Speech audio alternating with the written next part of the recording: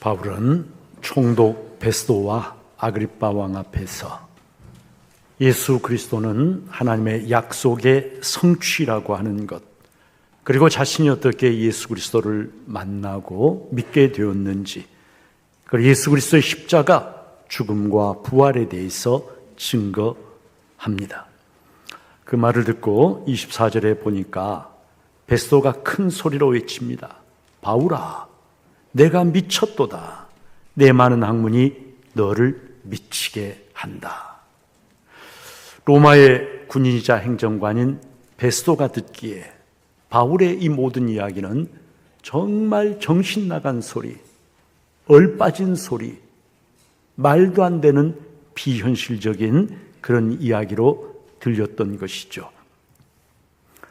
오늘 본문에 보면 여러분, 미쳤다는 말이 3번이 나와요. 내가 미쳤다, 너를 미치게 한다, 내가 미친 것이 아니요. 미친다는 말이 3번이 나오는데, 여러분, 이 미친다라고 하는 헬라어가 마니아라고 하는 말입니다. 마니아. 마니아는 원래는 말 그대로 정신이 나간 사람, 미친 사람, 광인, 그런 뜻이지만 오늘날은 의미가 좀 많이 바뀌었어요. 그래서 마니아라고 하는 말이 여러분 아시는 것처럼 어떤 것에 지나치다 싶을 정도로 몰두하고 열중한 사람을 우리가 뭐라 그러냐면 뭐라 그래요? 마니아. 마니아라고 그렇게 부릅니다. 오디오 마니아, 영화 마니아, 바둑 마니아, 이렇게 무엇에 하나에 정말 완전히 미치도록 빠져있는 그런 사람을 마니아라고 하는데, 여러분, 오디오 마니아, 좀 더 좋은 음악, 이걸 듣기 위해서 보통 사람들은 상상도 할 수 없는 돈을 거기에 쏟아붓는 그런 사람이 오디오 마니아예요. 제가 최근에 유튜브에서 나오는 음악을 좀 더 잘 듣기 위해서 무선 헤드폰을 하나 구입을 했어요. 샀어요. 얼마 줬는지 아세요? 물론 여러분이 아실 수가 없죠. 5만 원 줬습니다. 5만 원 줬는데 저는 그것만 이렇게 끼고 음악을 들어도 너무 좋아요. 너무 좋아요. 그런데 저는 이제 음악을 모르니까 그것만 끼워도 만족인데, 여러분 정말 오디오 마니아는요, 라면을 끓여 먹는 한이 있어도 좋은 스피커 구입하는데 1,000만 원을 아끼지 않고 투자하는 그런 사람도 있습니다. 그런 사람이 진짜 마니아인 것이죠. 여러분, 음악을 위해서 5만 원 투자하는 사람과 1,000만 원을 투자하는 사람, 이 두 사람이 경험하는 음악 세계가 어떨 것 같습니까? 비쌀까요? 그렇지 않습니다. 5만 원을 투자하는 사람과 1,000만 원을 투자하는 사람은요, 완전히 다른 음악의 세계에 사는 거예요. 레벨이 완전히 다른 거예요. 차원이 완전히 다른 거예요. 5만 원짜리 음악을 듣는 사람은 상상도 할 수 없는 그런 것을, 1,000만 원짜리 스피커를 통해서 음악을 듣는 사람은요, 누리고 체험하는 것이거든요. 보통 사람 입장에서 보자면, 아니 세상에 라면 끓여 먹으면서 1,000만 원짜리 스피커를 사? 미친놈이네, 이렇게 말할지 모르지만 그렇지가 않아요. 음악에 알고 음악에 빠진 사람은 여러분, 더 좋은 스피커가 있다면 아마 어떤 수단 방법을 통해서라도 그것을 살려고 할 것입니다.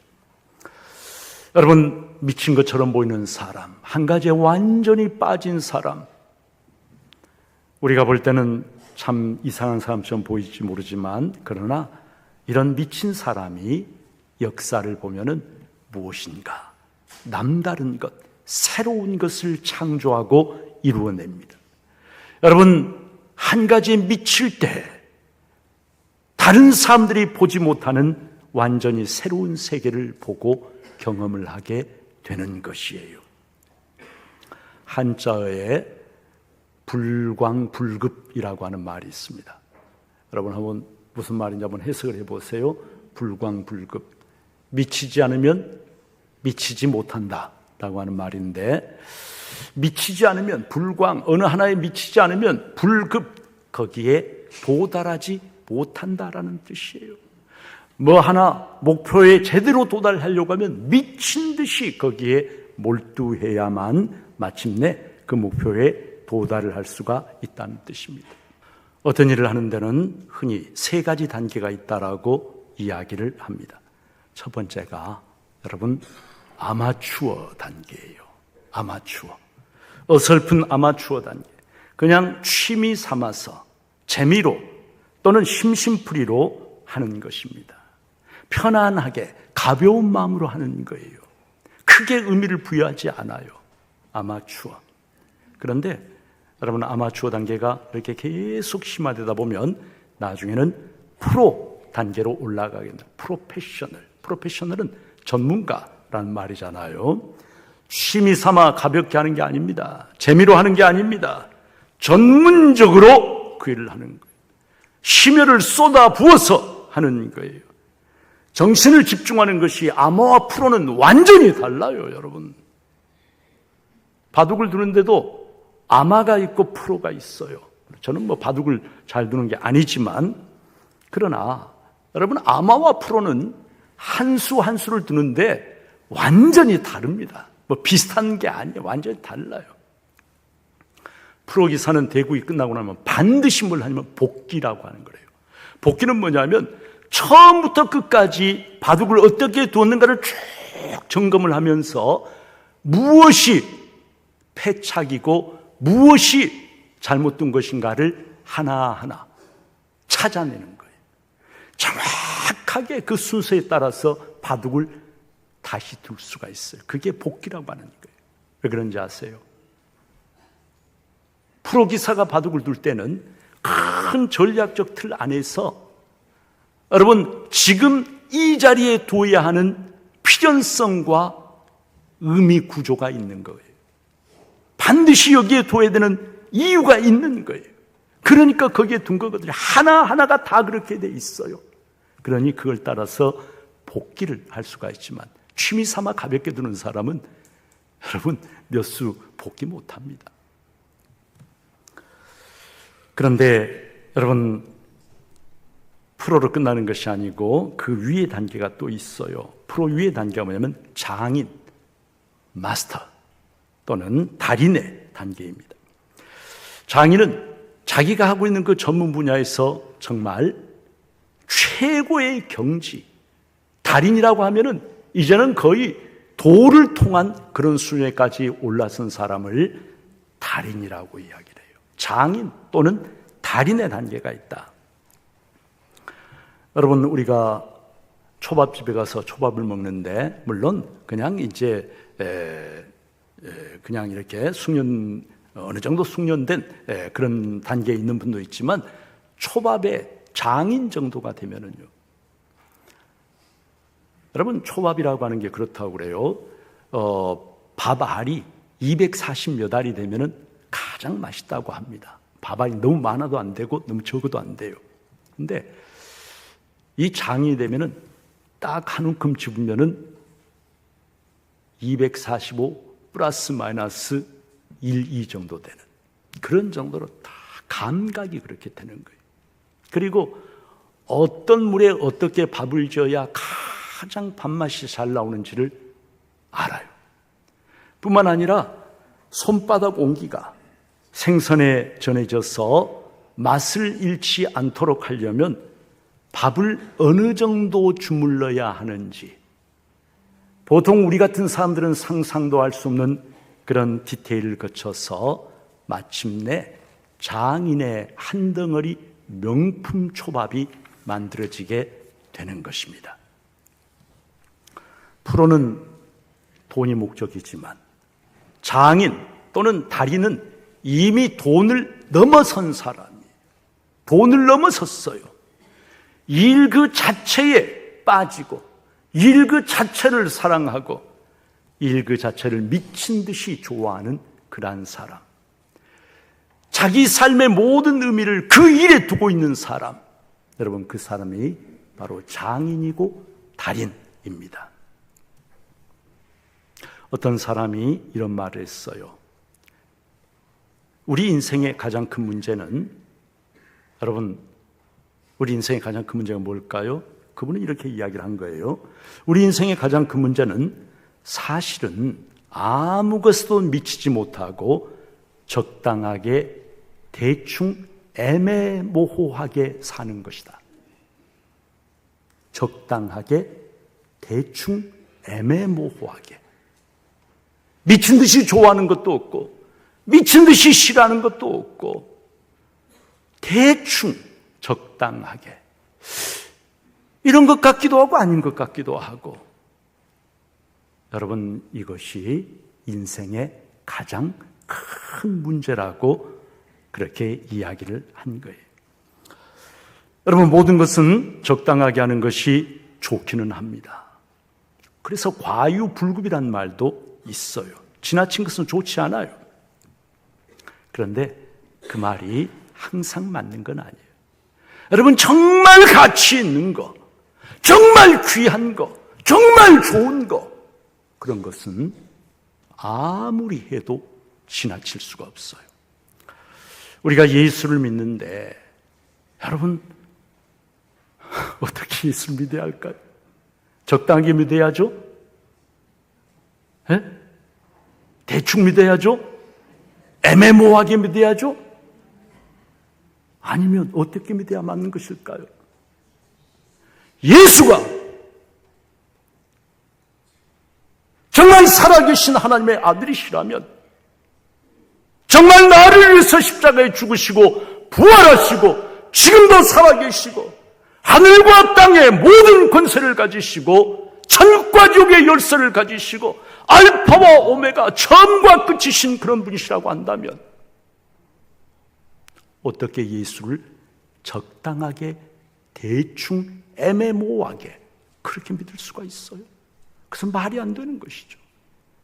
그렇게 믿는다는 것 자체가 사실은 엉터리인 것이죠. 성경이 예수에 대해서 애매모호하게 이야기를 한다면, 예수가 하나님의 아들인 것 같기도 하고 아닌 것 같기도 하고, 예수가 죽었다가 살아난 것 같기도 하고 아니면 죽은 것 같기도 하고, 성경이 애매모호하게 이야기를 한다면 모르겠어요. 그러나 성경의 메시지는 너무나 분명하고 너무나 명확합니다. 예수 그리스도 살아계신 하나님의 아들이시고 죽음의 권세를 이기고 부활하신 분이시고 하늘과 땅의 모든 권세를 가지시고 모든 것을 통치하시며 마침내는 심판주로 이 땅에 다시 오실 분이 예수시다라고 성경은 명확하게 분명하게 우리에게 선포합니다.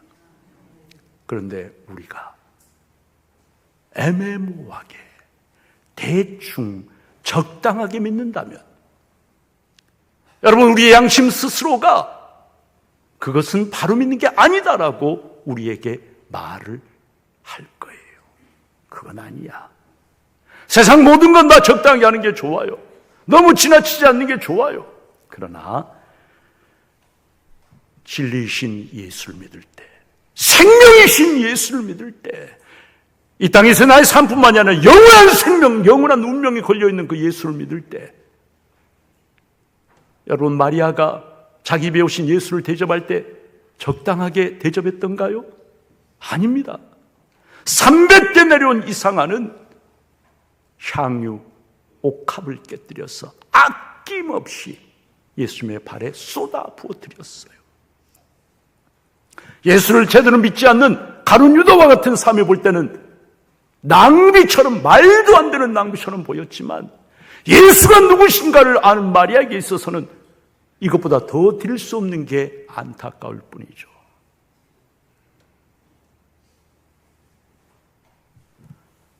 사랑하는 여러분,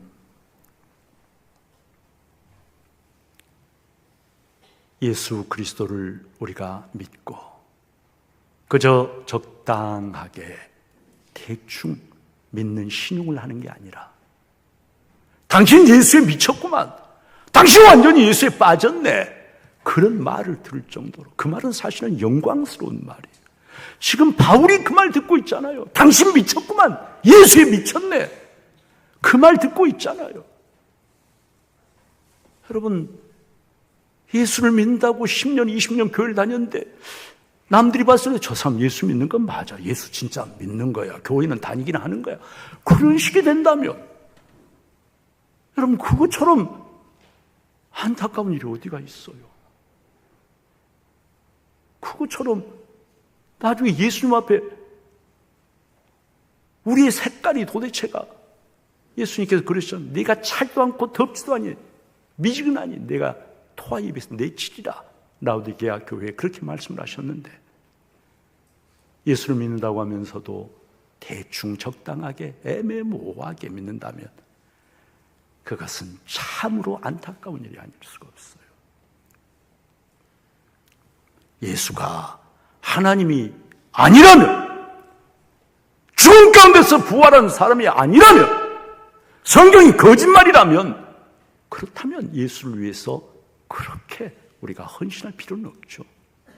그냥 위대한 위인 정도로 떠받들면 되는 것이죠. 좋은 교훈 좀 받으면 되는 것이죠. 그러나 여러분, 그것이 아니라면, 성경이 말씀하시고 진리이고 예수 그리스도가 지금도 살아계시고 하늘과 땅을 통치하시고 천국과 지옥의 열쇠가 그분의 손에 있다라고 하는 그것이 진리라면, 사실이라면, 여러분, 우리가 예수를 위해서, 그리스도를 위해서 무엇을 헌신한다고 한들 지나칠 수가 있겠습니까?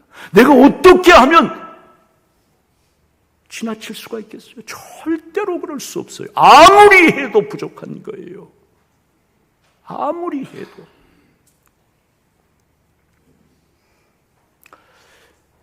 11월 말이 되고 12월이 되면 저는 마음이 안타까울 때가 있어요. 각 기관에서 총회를 하고 이제 다음 해 교회를 섬길 임원들을 선출하는데, 가끔 어떤 소식이 들려오냐 하면은 아무리 전화를 하고 좀 일 좀 하라고 해도 안 하겠다고 손살을 치는 사람들이 줄줄이 있다는 거예요. 5명, 6명, 7명 전화를 했는데 다 못한다고 합니다. 개인적인 사정이 다 있죠. 왜 개인적인 사정이 없겠어요? 다 있어요. 그런데 개인적인 사정이 문제, 여러분이 분명히 아셔야 돼요. 개인적인 사정이 문제가 아니에요. 그럼 뭐가 문제인지 아세요? 우선순위가 문제예요. 나는 내 인생에 우선순위를 무엇에 두고 사는가? 무엇을 제일 중요하게 여기고 가치 있게 여기는가? 여러분, 그 우선순위, 그게 중요한 거예요. 그런데 예수를 섬기는 일은 우선순위가 30번 정도 저 보이지도 않는 저 뒤끝이에요. 내 할 일 다 하고 그래도 시간이 남으면은 혹시 한번 생각해. 우선순위가 저 보이지도 않는, 언제부터 우리들의 생각이나 가치관이 이렇게 세속적이고 이기적이고 예수 섬기는 일이 저 순서 바깥에 있는, 여러분, 목사만 제 마음만 아플까요? 제 마음만 아플 것 같아요? 주님의 마음이, 내가 너를 위하여 내 모든 것을 주었건만 너는 나에게 무엇을 주느냐 물으시면서 주님의 마음이 아프실 것 같아요. 사랑하는 여러분, 예수를 믿으면서 너무 점잖게 믿는 거, 딱 선을 정해두고 나는 이 이상은 절대 안 해, 목사님이 아무리 뭐라고 해도 나는 요지부동이야, 그러면서 믿는 거, 나는 이 시간 이상은 절대, 그 다음에 교회는 일주일에 딱 한 번만 갈 거야, 뭐 이런 식으로 정해놓고 하는 거, 여러분, 그건 제가 분명히 말씀드리지만 예수 믿는 게 아닙니다. 그건 예수 믿는 게 아니에요. 그리고 그런 믿음은 구원에 이런 믿음이 되지를 못해요. 엉터리 믿음이에요. 나중에 후회하게 돼요. 나중에 주님 앞에 섰을 때 이럴 줄 알았더라면 예수 제대로 믿을 걸, 후회하게 되는 거예요.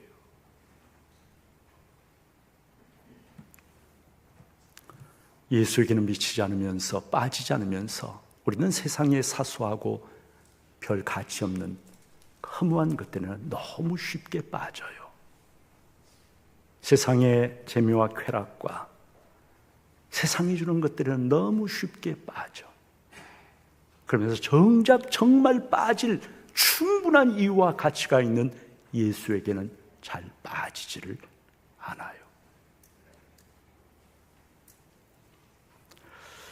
고린도후서 5장 13절에 보면 우리가 만일 미쳤어도 하나님을 위한 것이요, 이렇게 말씀을 합니다.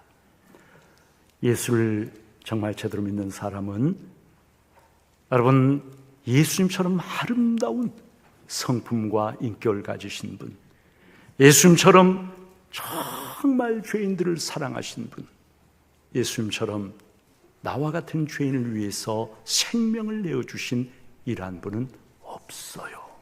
그래서 하나님을 위해서 미치고 나를 그렇게나 사랑하신 예수에게 미치고, 여러분, 그런 사람이 이 땅에서 하나님의 교회를 세워나가고 하나님의 나라를 확장시켜 나가는 것이에요. 예수 믿는 건 절대로 내 삶의 액세서리가 되면 안 돼요. 예수가 진리라면 절대로 진리는 액세서리가 될 수 없는 거예요. 우리가 오늘 성경 말씀 우리에게 도전합니다. 우리에게 뭐가 되라고 도전해요? 예수에게 미친 사람이 되어서 우리도 세상으로부터 당신 예수에게 완전히 미쳤네, 빠졌네 당신, 그런 소리를 들을 수 있어야 된다는 거. 바울이 그런 소리 들었잖아요. 예수 마니아가 돼야 되는 거예요. 그게 제대로 믿는 것이에요. 그게 정상이에요. 그게. 바라기는 우리 성도님들, 금년 한 해 어떻게 예수 믿으셨어요? 저도 금년 한 해 저 자신을 돌아보고 또 설교를 준비하면서 나는 예수 마니아인가 생각해 보니까 아니에요. 예수 마니아 아니에요. 나도 예수보다 더 좋아하는 거, 더 사랑하고 더 끌리는 게 많이 있더라고요, 제 안에. 내년에는 내가 좀 더 주님께 가까이 나가야 되겠다.